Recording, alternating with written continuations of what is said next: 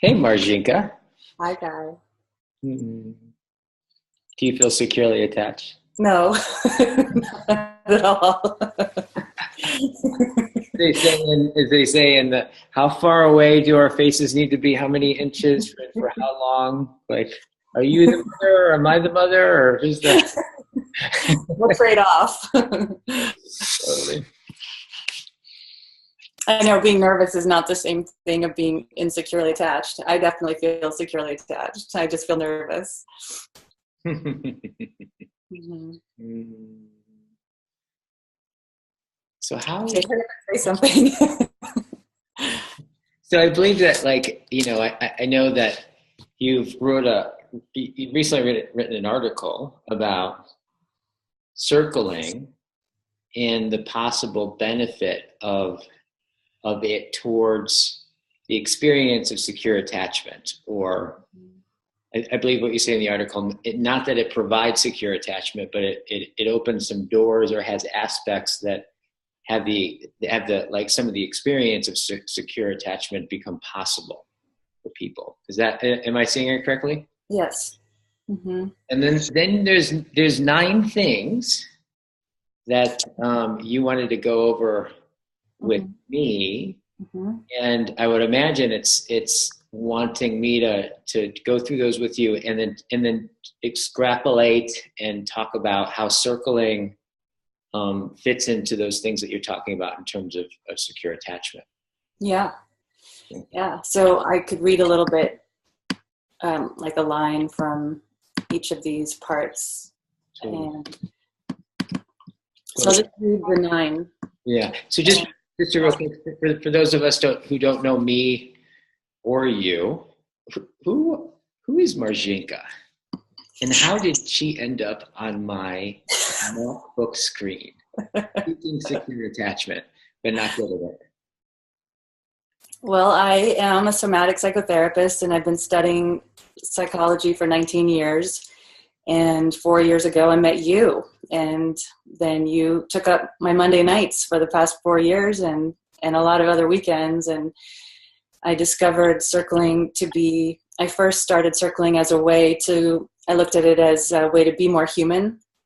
I wasn't circling in a way to improve my capacity as a therapist, but I found that it did over time by learning how to relate more deeply and thoroughly personally.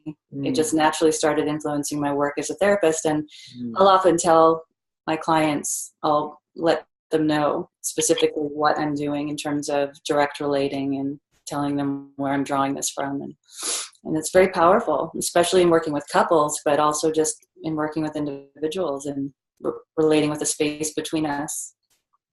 Right. I mean, I have lots of memories of you having this inquiry about being a therapist and then being involved in circling, and a lot of intensity and an intense inquiry about what is being a therapist versus circling, and how do they connect, and how does one enhance the other. And that was a really, really big inquiry for you for a while. And I just remember having lots of conversations with you about that. And I would imagine, knowing that you are a being who is in a constant state of wonder and inquiry about the way the universe works, I would imagine we'd be very sad if there was any final conclusions on that. But I'm still curious about, like, how that is, and how circling's affected you as a therapist. And but also, just, before we go into that, I recall meeting you at an event at a mutual friend's house who did these kind of social little gatherings with dinner that was kind of structured, that was designed to bring together like a deeper sense of relating, and that he invited me to come and take it even deeper through bringing circling to the event. Mm-hmm. And I remember having just a really cool connection with you, and just remembering you being impressed by what was happening in a really particular way. And then I just started seeing you once or twice a week for the rest of my life since. I'm just curious about what was the thing that you saw, if you can recall, the thing that spoke to you about circling, and that's probably a good launch into to discuss a little bit about circling and what I do and my involvement with it, and then we can jump into the other stuff. Mm-hmm. Yeah, well, that was at Scott Hannon's house, and thank you, Scott. And I remember when you showed up after I had been in a few of those conversations with him and the group of people, you brought a depth, a quickness to the depth of inquiry. And I remember being both enjoying your presence. I had an instant sense of trusting your intention. But I know I was listening for trying to understand, what are you doing? How are you going deep? And because I know we can go too deep too fast with some people and open things up too much. And so I was actually listening for that for quite a while. And then, but I gradually started to realize that it took about a year of just participating without directly knowing what circling was, only through experience of trusting the inquiry and extrapolating out the parts. But that first meeting, I remember being both impressed and very curious about how you were doing what you were doing, what you were seeing, and how you were coming up with your questions. Mm-hmm. Mm-hmm. What have you? And I like the look that you gave. What are you doing? Like, what are you doing? Yeah. Did you ever figure out what was he doing? Yeah, I did, because you and I have worked together for personally, co-counseling for a long time. So I learned directly over and over that you have a way of getting my experience in a way nobody has to that extent. A lot of my really good friends can go in and out of it. They don't always want me to feel the pain I feel, so they might try to talk me out of it. You have this unique ability. I think once or twice in 4 years you didn't want me to have the experience I was having, but most of the time you just... Probably when you were upset with me with something, right? Yeah, it was about you.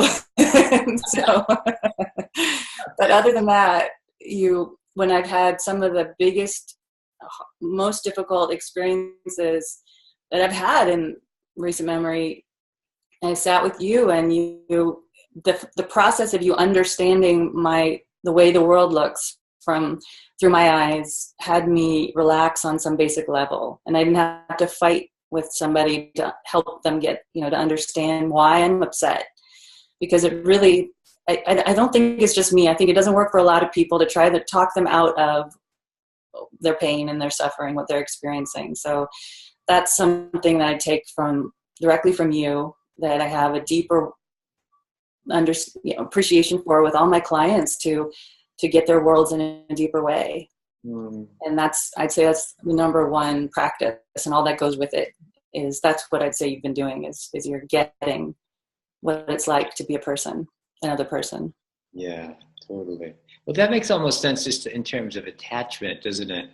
Like, because attachment, my understanding of attachment, at least in when they talk about it in terms of couples, is, and I'm actually in a relationship with my girlfriend Brianne. We've been seeing an attachment therapist for a little bit under a year, and I've really, really, really enjoyed it and learned so much. I've actually learned a lot about actually what I do circling, more extensively about the way that she works with us, and like the thing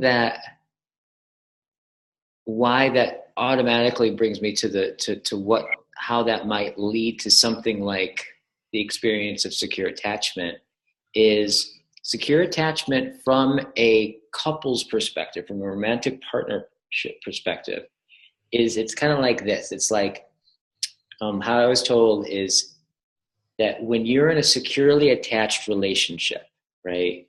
One is that attachment for adult relationships isn't something that you're supposed to outgrow. In fact, it's something that through maturity you grow in your ability to have it, which goes against so much cultural conditioning that I know that I have, that has been actually surprisingly relieving to realize that there's a fundamental human need to have one place in the universe, and in this case, the relationship, where there is no ambiguity, where I know that I am loved, I'm cared for, I'm accepted, even when I'm being shitty, right? That there is one person in the universe without a doubt, will reassure me, will get me, will understand me, will accept me. And that when we have that changes our orientation with everything else.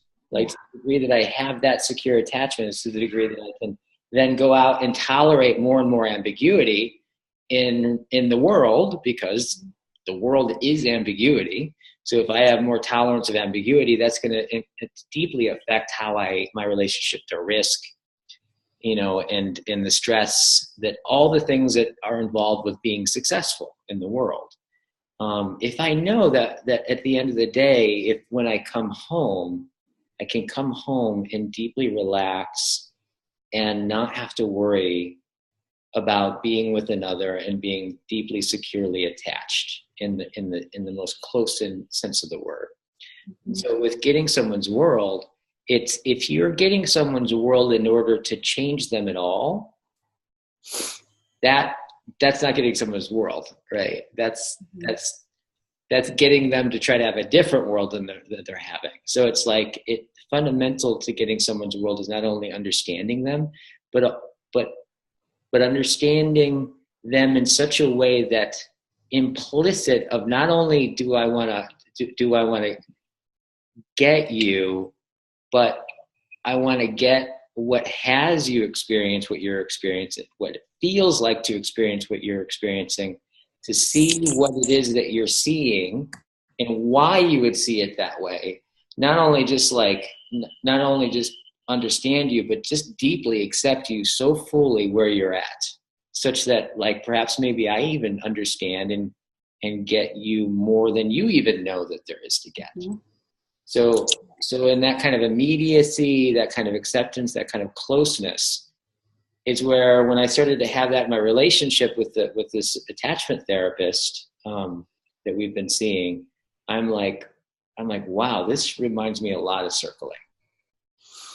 And I can add about the somatic aspect of what you described in terms of feeling a secure base and going out to the world. So I see it as, it's a process of, there's an externalized secure base, and then we're always re-internalizing and growing our own sense of the secure base that ideally happens in childhood. But for at least 50% of the population, it doesn't. And what I've read and I've experienced, the good news is that it can be grown as adults, even if you've never experienced it before. And I think the process of feeling that connection to your partner and then leaving the house or turning towards the world, I think all day long, I think there would be moments when we're turning back towards the secure base internally and externally, because I like the premise that we can only focus on one thing at a time. Even if our attention is diffuse, there's still one point of reference, even if it's back and forth really quickly. And so just having that as, we're looking out towards the world, taking risks and challenges, turning back, feeling safe, mirrors that process of the baby crawling away from the parent and back again. And when the child is not, when the parent or primary caregiver is not a secure base, but an insecure one, when a child turns back and sees the parent distracted or angry, agitated, there's all this ambivalence that gets set up, the need for it, but then also the fear of going towards it. It's a great bind. Oh, so what you're saying is like that the person, it could be actually set up to where the person that my nervous system is designed to move towards and to attach, that it could actually be set up to where that person becomes, I turn towards them and I feel threatened and I want to move away. But you're caught because you need them to survive as an infant, and so you feel both. And that, I think, gets recreated where we know the person we're going to be attached to will have that kind of challenge where we expect, I think, unconsciously, right? Just appreciating the conundrum of that one. Oh my God, like, so what I both need, right? I move toward, right? But wait a minute, they're a threat, so I need to move away, but I need them. I need to move. You do that enough times, probably with enough people, for enough generations, you'll probably end up with something like Burning Man. This is great to do it and burn them and like, it's so funny. And then cheer and then feel bonded, kind of. Well, I've never been, so I wouldn't know, but it sounds wonderful. So I wrote that as number 9. So I made up these 9 bullet points. I went through all the writing I'd done last year when I was just writing on what I was experiencing and circling and learning from you, and then I wrote that article that my brother helped me to edit. He put it in the shape that it is. So my original writing is 14 pages. It's nothing like the article that people are enjoying, and I'm really grateful to him for helping me to put it in that way. But here I have more a clinical explanation of aspects of circling. And so getting of worlds is the number 9. Number 1, I say, is the emphasis on sovereignty and subjectivity and direct experience. I have all that lumped into one. Mm-hmm. And so the way circling teaches us to keep returning to sovereign experience, to keep drawing from direct knowledge of subjective experience, all that goes together. And so I write that. And so this is number 1 that you're reading. Just that subjective reality is understood to mean each person's unique intelligence. That we're not talking about objective reality, but subjective through the senses, through direct knowing. And then once we learn to trust that, there's just a continual unfolding. If I'm angry in this moment, I don't have to be angry forever, but in this moment, there's a wisdom in my anger. And so trusting that it's okay to hang out there in relationship with you, and that making the correlation that the sense of sovereignty is our home base, just like the secure base. And so that's something we're experiencing when we're circling. We keep experiencing that over and over. So what you're saying is it's like that essentially what you're saying is sovereignty. I want to make sure I'm getting it first. So the sovereignty, what you're saying the sovereignty is essentially being grounded in knowing, one, that I have an interiority, an internal experience, and a subjective experience. That there's lots of experiences out there, but I know which one's mine, right? And I know where it's located. Am I getting it? Yep. And that not only that I know that I have a subjectivity, but what I'm hearing you say is with sovereignty, do you mean that there's a certain kind of trust or a sense of validity I have in being sovereign about my subjectivity? Yeah. Is it like I give myself permission to feel what I feel, experience what I experience, and what I heard you say is that I trust that there's an innate intelligence to that experience. That even if it doesn't necessarily, like for example, even if I'm not exactly sure why I'm angry, or my anger doesn't necessarily make sense to my mind, but in sovereignty there's a trust in whatever it is that I'm experiencing, and that it's intrinsically valid. Exactly. And, and in Monday Night Circling and the drop-in circles we have, I hear over and over and over and over, especially when people are trying to understand the circling process and struggling, and they'll say, I want to speak correctly, or I want to get it right, or I'm feeling disconnected, I don't know why, but we keep slowing it down and just being with that process of. So I heard you say that last night to someone. You said, so you referenced what you heard, and then you said, and you don't know why, and there sounds like there's something important to that, and just by you mirroring that, stayed with an unfolding experience. And why it's different than psychotherapy is a lot of psychotherapy is relational. There's all kinds of therapy. So I'm not knocking therapy, but in fact, you're one of them, right? Yeah, I'm not knocking myself. Right. I'm saying that in traditional therapy, there's, as far as I know, not a lot of emphasis on present moment experience, which is number 2. Mm-hmm. And I think that there is generally the effort to help somebody to grow their self-esteem and trust their own experience. But I don't think that, I gather, it doesn't happen as directly as we do it in circling, because we don't keep coming back directly. We'll go to the past. And if you spend a lot more time in the past, that can happen there too. I mean, psychotherapy is for developing secure attachment.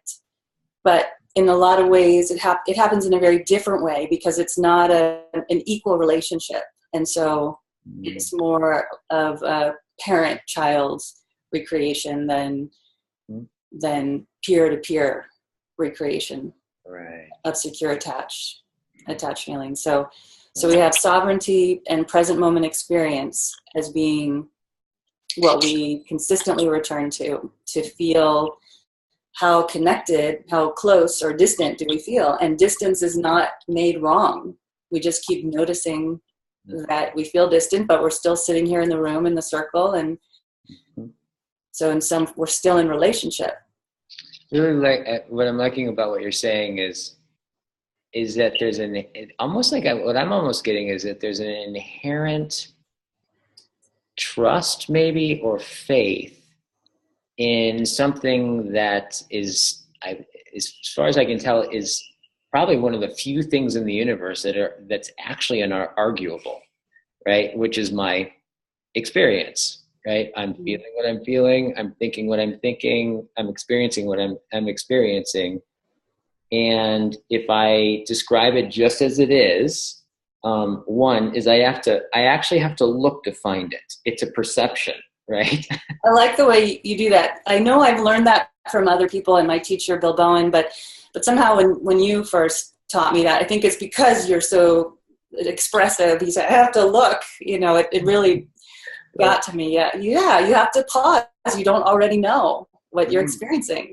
And there's something about that combination of one is I'm the only one that can share about it, because it's my subjective experience. No one else will ever occupy my subject, right? Mm-hmm. And so I am in fact the authority over my experience, yet at the same time, it's not like I'm making it up. It's like I look and I find out that my leg is hurting, and I find out that my belly feels full, and I find out that I'm angry. Mm-hmm. So in a certain sense, it's like this interesting.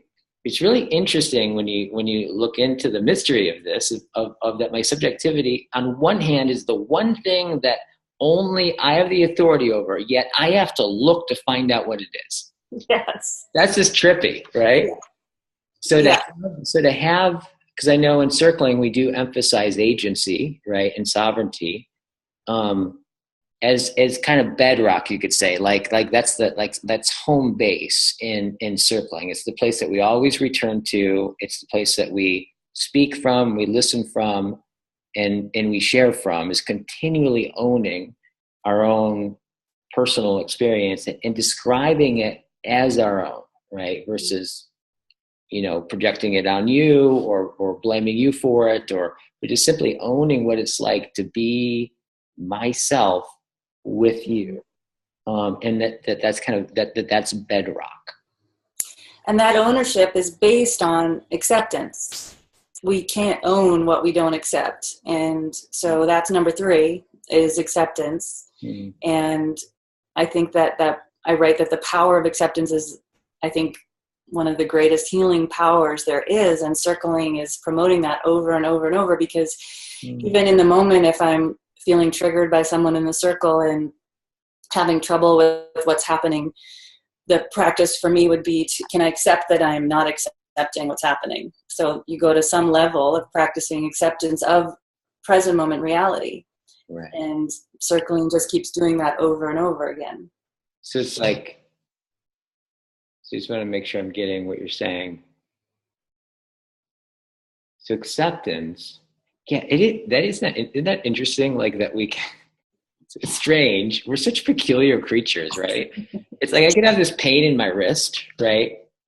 Um, and it's undeniable. I'm feeling it right now. I'm like, it's like throbbing right there, and it kind of has this, like, I close my eyes, I kind of picture it as red, and it's exactly the way that it is, right? But I could actually have it like that and then not accept it. Is that weird? Like, Yes. or I can accept it. It's like, it's true. yeah. Very much so. So it's acceptance. And I think that points to what acceptance is that it's not like acceptance isn't given with experience. It's Yeah. a way I participate with my experience. Yeah. Right? I like that. Make something possible, it seems, that wouldn't be possible if I didn't accept it.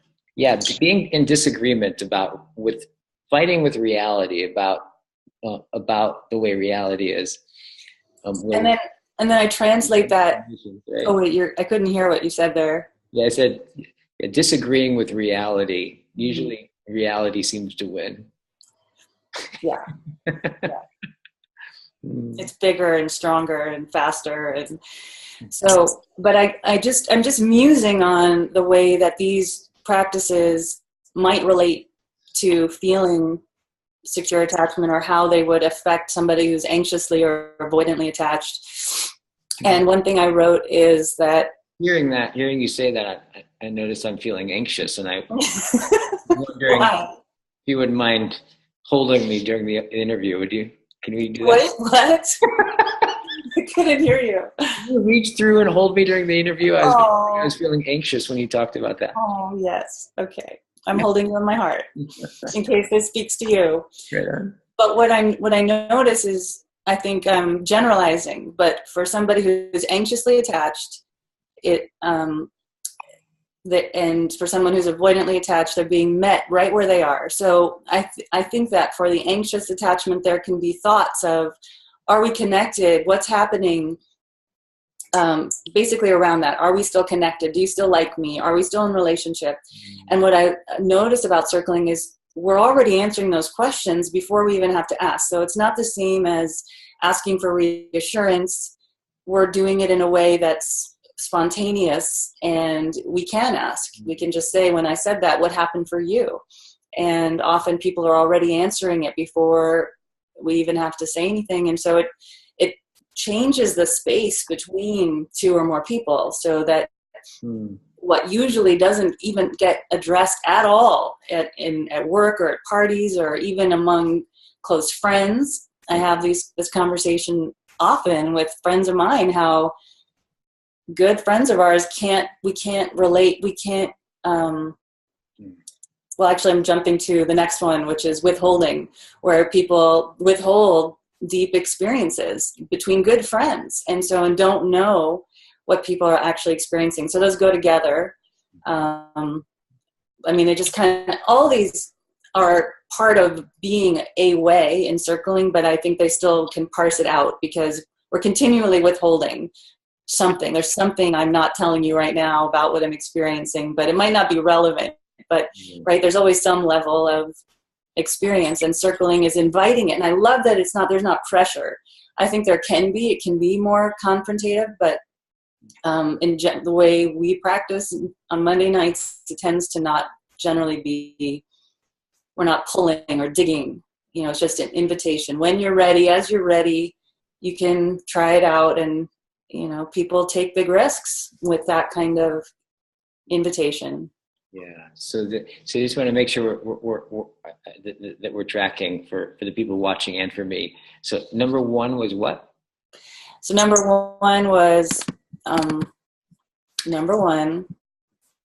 is sovereignty. Sovereignty. Okay. And then present moment, and acceptance. And then 4 is withholding. So sovereignty, present moment, acceptance, and what was the other one? Withholding. And withholding. Okay, got you. Yeah. So we have the practice of revealing withholds. Yeah. So present moment, acceptance, and practicing sharing withholds. So like by withhold, what I'm hearing you say is like, you could say that like, what by withhold, are you talking about, because on some level, it seems like anytime I share something subjectively, right, I could withhold that information, right? So when I share something subjective that I don't have to, that I'm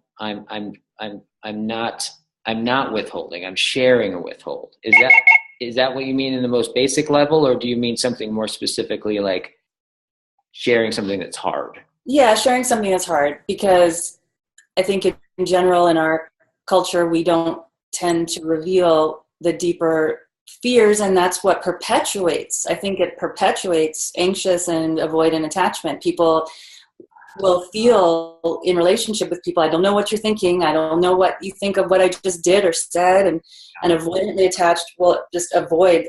I don't care what you think, I'm just going to stay away from the intimacy. And Okay, gotcha. instead of saying I'm afraid of what you're thinking, I mean, we wouldn't say it like, maybe not quite like that, there's nuanced, tactful ways to share experience, but that's what takes practice, and we're practicing that in circling. So I just really got it when you talked about like from the anxious attachment perspective, which is my understanding is like, so my understanding of with attachment theory is you could say that there's like, if you have a graph, right? And on this side is avoidant and this side is anxious. If the middle, right, if the middle between the 2 points is secure, that people can fall more on the anxious side of attachment to avoidant side of attachment. Mm-hmm. So it's like, people usually like to have fun by usually hooking up with, if you're in have a tendency towards avoidant attachment. Those people usually like to have a lot of fun by getting involved with people who are anxiously attached. Yeah. They can create a kind of spin that like is self-perpetuating, they can go on for years, right? Yep. What you're saying is that through sharing withholds, right? Through sharing my, especially if, for example, I'm in speaking for the people who are listening to this, like if, for example, I'm somebody who's anxiously attached and I'm in a relationship with somebody who's an avoidant attached, somebody who's attachment avoidant. And part of being anxious attached, the more anxious I am, the more apt I am to try to reach you. Like I think that a lot of what I've heard people talk about who in like what I've read and in the therapy that I've done, stuff like that, it's like basically what I hear is people with anxious attachment, this is basically what they're almost always saying when they're anxious. Are you there? Can I reach you? Are you there? Can I reach you? Behind that is you got your amygdala just going, like you're going to die if you're not there, I'm going to die. And you're like, hey, are you there? Are you there? Are you there? Right?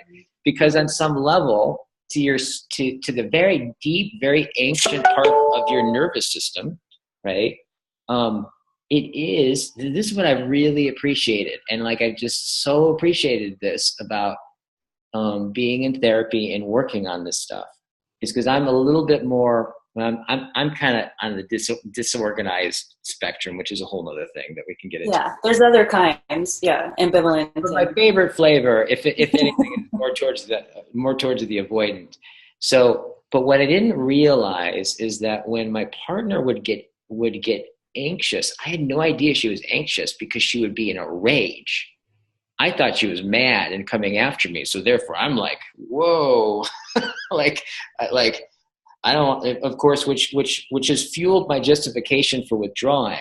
Mm-hmm. But actually when I found out underneath all of that, realizing what was going on for her, was she was actually fundamentally terrified. And like to her nervous system, not to her rational mind, right? To her rational mind, she can, make sense of all that. But the thing that actually counts to us, how we feel, she felt as if her life was on the line. So her rage were actually calls for help. She's basically saying, I'm dying and I need you. Mm-hmm. And I'll never forget, like, when I really, really got that, like it really transformed the way that I related to her, her calls to connect, if you will, right? Mm-hmm. And so like the more, so my understanding is that the more that we can actually read the signal, not necessarily the topography or the surface of what's being said, right? If somebody's really dysregulated or really, really anxious, but understand like, oh, that's actually not the real communication. The real communication is something much more fundamental and much more vulnerable and primordial, really. And Mm-hmm. I noticed that when I could start to tune into that level, it wasn't like I had to have a bunch of thoughts about giving her what she needed.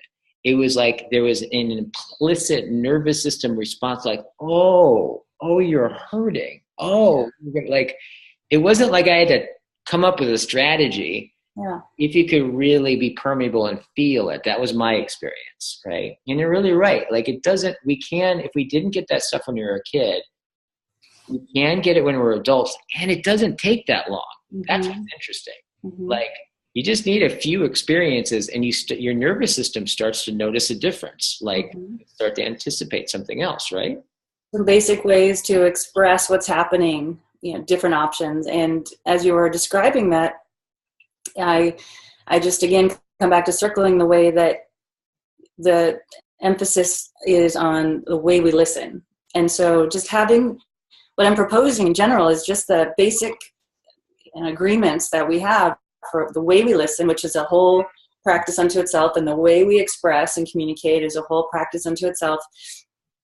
But the process of listening for the deeper communication, that I think is another thing, a primary aspect of the ways we're constantly missing each other, is we focus too much on the words. Even when we intend to use right speech and express as well as we can, it's still a symbol of what's happening inside, and we don't practice really trying to hear what is the deeper experience. And that's what I just heard you describing. What you've been doing is learning to hear the deeper message, and in circling, we're just doing that over and over and over again and listening for the deeper message. And I have to say that it's like what I really just got. This is great. Thanks, Marjika. You're helping me kind of understand my relationship more. Yay. You did not tell me about that part. I thought we were just going to talk about circling. I would learn something about myself here. Tricky. But I think one of the things I just got really was, yeah, it was her one sharing more from the deeper place, and also when she couldn't, for me to listen more deeply. But what that actually, like that, as I'm thinking about it, I don't think I can fake that. I actually have to sink deeper into myself and listen from a deeper place. For me to be able to perceive what's deeper in her, which brings us back to where I think circling could be a real, you could say, practicing ground around that. Because you could say that like a lot of what circling is, in my understanding, is, we talk about what, one of the precepts is that when we communicate is to share from our own experience, agentically with sovereignty, like owning our own experience, sharing it and disclosing it with the intent to relate. And that, but here's the other part, like the mastery part, right? Like extra credit points, like Uber, like Jedi kind of mind trick type of stuff. I think actually the real training in circling is not just sharing your own experience or sharing and owning your own experience, but listening to what the other says as them sharing their experience. Mm-hmm. Even if they're telling me what to do or proving a point or saying something on the surface that's really, really intense and opinionated, and on one level I could easily take offense to. Mm-hmm. But I think maybe like more mastery or a more in-depth way of listening would be able to actually perceive you always on some level disclosing your experience, no matter how you share it. And I think that's actually, given that so much of what my understanding of secure attachment is about a nervous system, very close in, pre-reflective, Mm-hmm. level of experience. Yeah. Yeah. So if I can tune you could say my sensorium, my ability to perceive, my ability to listen, my ability to feel, to sense into somebody, the more close in I can feel myself, and thus feel close into your own nervous system, Mm-hmm. the more I can respond to not only what you say, but all the different levels of what you say, at least in a way such that I can check it out with you and find out if it's really true for you. So number 5 and 6 you had already been referring to. Number 5 is sharing impact, and number 6 is assuming positive intent. And you were, in the way you were describing, listening for the deeper messages, to listen to the depth, what one really means to be saying, what one is really experiencing, has everything to do with assuming positive intent. That even when they sound, it's difficult to understand their expression, we connect more directly to what we're imagining and assuming in their heart and the core of who they are. And to me, that is the developing of a secure base inside, that trust and showing each other that deep respect. And then the other one about sharing impact is what you're already saying about referencing experience as it's happening. So we just keep sharing. Yeah. It takes away the mystery, and it opens up a deeper mystery, because most of what we think other people are experiencing with us is not what's happening. It really shifts our reality so fundamentally to make this a regular part of communication. As a matter of fact, I would say, like, one of the things I hear, what people get right off the bat, a lot of people are shocked at how little they knew what other people were actually experiencing, and conversely, how little they knew how much they were assuming about other people's experience. Mm-hmm. I mean, that in itself is just that other people have an experience that's beyond what I would already anticipate or think. It's kind of remarkable, like, because that's one of the things I always like to emphasize in circling is that, if I'm really, really being with you, right, you will always outlive my conception of you. Mm-hmm. Right? And if I'm really being me, I will always have a concept of you for you to outlive. And so that's why we talk about, like, how I always like to really emphasize that circling is an I-thou practice, right? And that's a term from Martin Buber. And basically what he's talking about, and it's really the only I-thou practice that I know that I think is explicitly a practice with that aim, which is when I relate, as he would say, is like, to be a human being is to always be in a relation, right? I'm in a relationship with my environment, with other people, with society. My body is a relationship of organs to itself, creating wholes. And that given the particular, you could say, resolution that human beings live at, right? And we are able to perceive each other. And in our world, that we're either in a relationship with, or constitute the world as an it or thou. And what Buber would say is that when I relate to you or something as an it, I'm relating to you or it as a means to my own end, right? So the point, in other words, like I relate to that cup as a means to my own end of drinking. Right, I relate to the car as my means my own end of driving.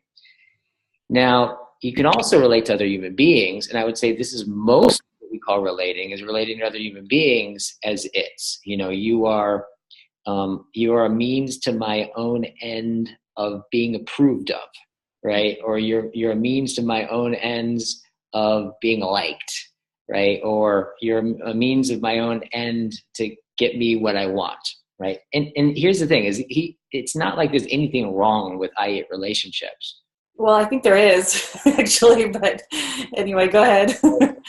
Totally. Like, and I want to hear about what that is. However, what Buber said, like, a much rarer experience is a genuine I-thou encounter where I relate to you as an end in itself, right? I encounter you, and how I would put that is that when I look, when we encounter each other eye to eye, right, thou to thou, if you will, on one level, you could say that you are so different. You have thoughts and feelings and experiences and a history that I don't have. You have thoughts that you think that you don't know about that I'll never have, right? That the amount of the ways that you are unique and different than me is almost infinite. Mm-hmm. And at the same time, we're both human beings. We're both going to die. We both have dreams. There are fundamental ways in which we're absolutely the same being. And that the I-thou encounter is this moment where all of that uniqueness and all of that universality, it's like the whole universe being experienced in one singular event in that encounter. And that's where I found that the real beauty of circling comes through. And it's those experiences that I would say have deepened me more than anything I've ever experienced. Mm-hmm. Right. And I mean, this is just, even though I've been thinking about this for a year and a half, I put it on the shelf until this article came out, and it's gotten a great response. And now that we're talking about it again, that I'm just imagining that what you just described, again, is the experience of what happens is the result of when you feel securely attached to yourself and another. You have that depth of experience where I think that you're more comfortable with the unknown, more able to tolerate conflict and ambiguity. And as you always talk about, that's the measure of satisfaction and intimacy is comfort with anxiety. Because as you say, we're always going to be anxious with the unknown. And so that's something you directed my attention to, is switching the focus to pay attention to how do I relate to my own anxiety in relationship. It's in the way of me. It's in the way of intimacy with others. Totally. And directly how I understand that is the paradox of to be human is to simultaneously want to have a deep drive to realize my own kind of cosmic specialness as a single individual, and at the same time want to merge with everything all at once. Right? Both those things come together. Those needs are met in one single relationship. And if we're going to get close, it means on some level, both those things are what I want. And so for me to be closer to you and to become, in a certain sense, one with you is analogous with me risking being different than you, right? And taking that risk, which always includes anxiety, excitation, courage, and my understanding of how we move away from anxiety, which is circling, you could say, is the practice of not moving away from that anxiety or that intensity and actually moving towards it and growing versus submitting or dissociating or dominating the situation, all the different things that we do to move away from that moment. Yeah, for sure. One thing, so we have those 6 and the 7th, or 7, and then the last 2 are the group experience and community. And some of the people have commented when they've read what I wrote in the first article about, I'm imagining, I think what I'm hearing is they're taking this theory that circling promotes the experience of secure attachment, and they're overlaying the process of psychotherapy on the circling. And some people have suggested, well, what happens if everyone in the circle if no one is securely attached? What happens if the facilitator isn't securely attached? And what I'm suggesting is that doesn't matter. We're not, as long as we understand the agreements, and our intention is to keep listening, keep owning our experience, everything else we've talked about. And there's at least one person in the circle who can facilitate and slow things down. We almost always, rarely have we not recovered from having a certain kind of intensity occur. And what I'm noticing is so different from circling and psychotherapy is circling is not group therapy, but it's very therapeutic when you have 5 or 6 people mirroring you to you. So instead of just one person, you can choose which one feels right, or maybe they all do. And often people reflect very different things that all fit in some way. But to me, it creates this holding environment, the way Winnicott would describe the holding environment of the mother and child. And I think that is fundamentally different than group therapy, where it could become more, there can be more confrontation. That's a very important practice fundamentally, but this is just something very different about the way we're relating. Yeah. And the thing, I just would say that the one thing that you said about, like, you know, what happens if everyone, including the facilitator, you know, isn't securely attached, like, like are we the blind leading the blind? Well, it's kind of like, to say that is kind of like saying, what happens if we all get together and meditate and one of us has a thought? Right. Well, it's a little more complex than that, because well, I think what it does is, partially anyways, it points to like that the underlying presuppositions that are both implicit and explicit in circling is a structure that holds, just like you're talking about. It creates kind of a holding environment, if you will, for something like circling to happen. And so that's what's really cool about, and why it's a practice, right? It's like, there's, you could say, rules the game, right? And just like any, like, you know, if you change the rules of Monopoly, you'll have a different game. You know, circling has some underlying rules, like owning your own experience, you know, and so positive intent, those kinds of things. Yeah. Such that we don't have to be not nuts in order to, in fact, some of the best circles are where you talked about, like, we always recover, where there's those experiences where people do actually are forthcoming and share dissonance, maybe like really well and responsibly, sometimes not so responsibly, but with the commitment to just continually coming together, getting shared reality, owning our experience, getting each other's worlds, being with what's so, which is really what the practice is the practice of, as I like to say, sitting in the question, how profoundly can we be with what is, right? Yeah. And so if you think about just that, like, imagine if you're with somebody and you're just taking a walk, right? And you start talking to them, and really where they're coming from is relating to you from the question, how profoundly can I be with what is with you right now? Mm-hmm. Just imagine that, like how that walk would be, right? Like what kind of conversations could come up? What would that feel like? What kinds of things you may talk about? What kinds of silences you may have? But I think that if we all started to live in a world where that was more of the come from in our relations, in the way that we were relating, mm-hmm. rather than communicating in order to get what I want, instead, right? Relating in order, in rather just paying exquisite attention, right? And then sharing what's so with you moment by moment, with the intention to relate and to be with what is.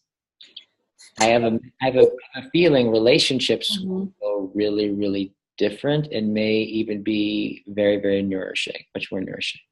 The process of actually getting to that point is complex. Just if you just put out a list of that as a rule book and people study it on their own, some people can do it, but many can't. And it was something even after studying psychotherapy for 2.5 decades, I still had to practice. The sharing of impact, the revealing of experience on a personal level is very challenging. And so just because people might know and hear the words you just said, you can't substitute the framework for actually doing it. And it just requires experiencing it over and over. And what I'm imagining is that circling would be like homeopathy, a homeopathic experience for the secure attachment, because people experience more warmth and connection after, we see it every Monday night after 3 hours. People are, from how they felt in the beginning to the end of the evening, is just consistently remarkably different. And But I'm imagining if you just do that over and over and over and over and over again, then something starts to shift in your nervous system. So that's what I'm suggesting people try. Totally. Yeah, I totally agree. And if anything, the experience of circling, I would say, if anything, it can begin to set a precedence for what's possible. And it's like, if you think about it, I've been thinking about this lately, me and my kind of trippy thoughts that I have, but I've been thinking about like, but before Columbus, found out that the world was round, were people walking around talking about how not round the earth was?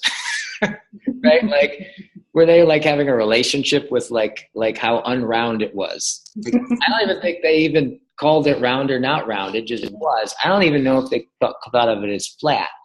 But I bet that once word got out that it went all the way around, I have a feeling once people realized that it was possible to go west and end up back to where you were, that was possible, would set a precedence for what made so many other things possible, and how when you looked across the ocean, how the horizon looked and what it meant to you.